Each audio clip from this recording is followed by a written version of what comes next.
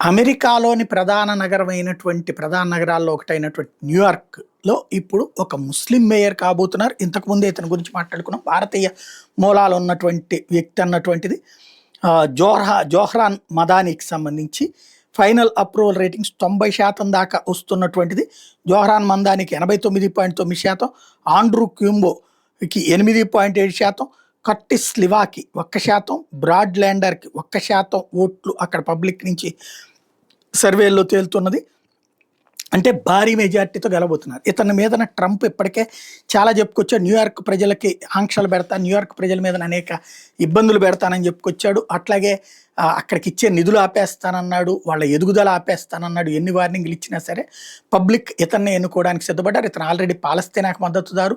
భారతదేశంలో ముస్లింలకి ఏదో అన్యాయం జరిగిపోతుందంటూ మాట్లాడేటటువంటి వాడు. ప్రపంచవ్యాప్తంగా తీవ్రవాద భావజాలిక యువ ముస్లిం సామాజిక వర్గానికి సంబంధించినటువంటి వాళ్ళు ఎవరైతే ఉన్నారో ఐఎస్ఐఎస్, లష్కరే తోయిబాలు, జైషే మహమ్మద్లు ఇట్లాంటి వాటికి మద్దతు ప్రకటించేవాడు రేపు పొద్దున అక్కడ మేయర్ కాబోతున్నాడు.